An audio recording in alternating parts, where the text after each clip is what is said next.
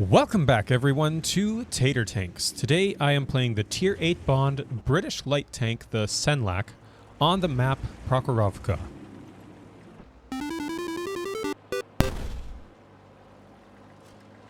So you can see this is a pretty appealing setup for me in the Senlac. It's an all Tier 8 matchup, which I prefer over the Tier 9 and 10 matchups obviously. The only thing that I think could have made this a better light tank battle is if the enemy team did not have an ELC even 90. We each have one light tank per team, so that gives me all of the spotting potential at least. And the ELC even 90 is very difficult to play against, though. I would say it's probably the strongest passive scout in the game, at Tier 8 at least. So I've already notified my team in the chat that I will not be aggressively pushing up against the even 90, because there's just no way that I can outspot him. If he's bushed properly and knows what he's doing, I will just get spotted and be out of the game immediately. So I'm going to just bide my time here, wait a bit, and wait for the enemy to make a mistake before I make any quick or rash moves up. So this spot I learned from a friend of mine. Instead of playing in the bushes along the road, this spot gives me a pretty good field of view across the open area in the middle here on the left side of the road. And it's not a spot that everyone suspects. They usually suspect you to play along the road, maybe in those bushes off to the right by the little driveway there. But here I can sit. I just made sure, as you saw at the beginning, that I wasn't poking through. I tried to stay double bushed as far around as possible so that even if I did get through one, or if someone pushes up and have really good spotting, I will still stay hidden. And just like that, we get our first spot. The M4A1 revised and almost at 1,000 damage just in those 2 seconds. And there it is. The T-34-3 has found the even 90. And I am very glad I did not push up more aggressively against him, because he was in a very strong forward position already. But as soon as he disappears, I know this is my chance to move up farther into the map, because now he is behind a ridge and cannot spot me moving.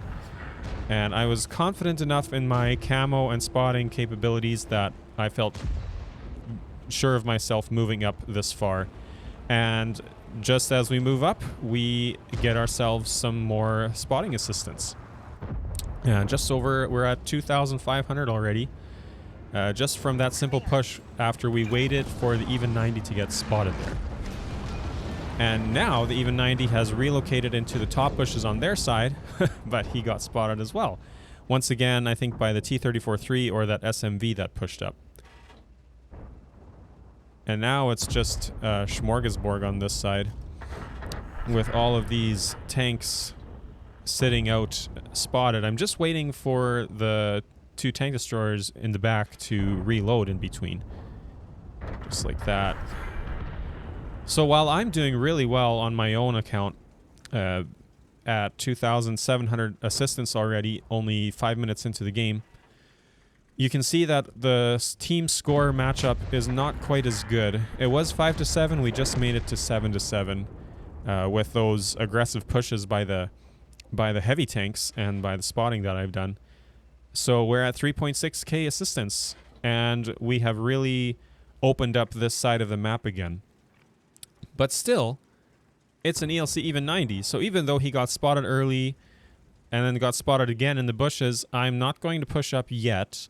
I'm still waiting to see what will happen, because I really want to stay alive for my team and be able to help them out in doing damage. And if I just push up aggressively and rashly without thinking about where the enemy team positions are, I will get destroyed. And then they are without a light tank, and the enemy can just push up and take them out. You can see here I switch via intuition to my premium rounds in case there is something with a bit more armor. The shells on the Senlac aren't the best, the standard rounds. Generally, I'm not really doing a whole lot of damage anyway, so I don't have to worry about it. But the reload is quite good, and so if I'm up against a tier 8 with some armor, I will switch to the premium rounds just to be able to get those few extra points of damage in. So now at this point it's 7-9. I feel like I need to try to make a push. I was pretty sure that the EVA 90 had looped back to those bushes again, and I was right. And luckily for me, everyone missed, unfortunately, including myself. But I've spotted the T103, the RHM I think got respotted there for a bit, and now the EVA 90 is on the other side of the ridgeline again. I've been able to come behind the cover of these bombers that fell into the terrain here, and I've found the EVA 90 again, and this time the Su-130 was ready for him, and now they are without a light tank. So I was feeling very lucky, very fortunate here, that I somehow managed to outplay a tier 8, the ELT EVA 90, because generally speaking, I would consider that a stronger light tank than the Senlac. But, you know, when you have the support you need and you have a little bit of knowledge on what the enemy would do and what you would do if you're in the enemy's shoes, and just awareness of how the enemy tanks work, I felt really confident and comfortable with how this turned out.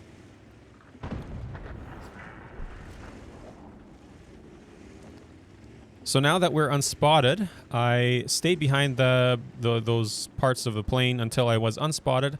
I looped back around into the bushes along the road, and now I can just push up, knowing that there are only 2 tanks here because the other 3 have been spotted on the opposite side of the map. So I found the M4A1, and I'm just waiting for the RHM. There he is. And now it's a 1v3 or 1v4 on this side, depending how far back you go. So now I'm going to push up. He just fired at the Su-130, so I'm going to push into this M4A1 and make a play for it. I missed my first shot. I get my second shot in. And I know that his reload is a lot longer than mine.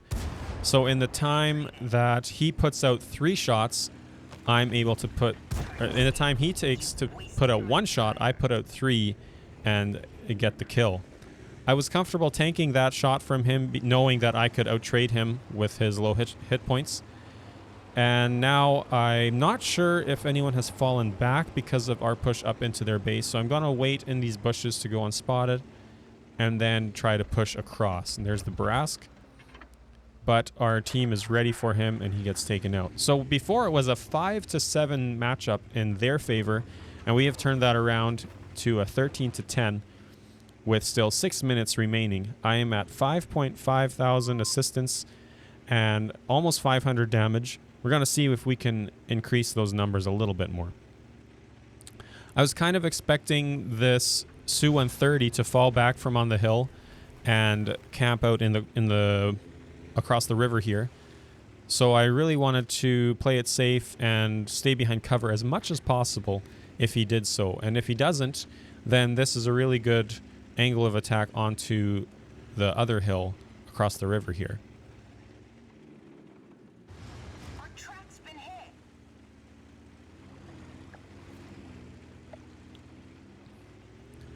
So obviously he has stayed up on the hill or gone down the other side. And we're just going to put out our last little bit of damage. I've switched to my high explosive rounds because I know the AMX is down at the bottom. I know I can penetrate the Su-130's armor very easily with the HE and pump out a little bit extra damage compared to the standard rounds. I knew I would probably get spotted if he's still in this bush, but once again I was comfortable tanking that shot, knowing my damage output and seeing that the Skoda was ready as well. And just like that, I put out quite a bit of damage from my HE rounds and got the assistance on the rest of the Su-130. And now, after unloading that last HE round, hoping for a good pen, I actually farmed the entirety of the remainder of this AMX. The 2 heavies, or the heavy and the TD, they didn't get any shots off. So I end up with 6.1k assistance and 1600 damage, And as we'll see here, that's an ace tanker, and there was a little bit of unspotted assistance as well, 6.5k. And yeah, that's an ace tanker. Really good result. Take a look at the results. And thanks for watching. We will see you all in the next video.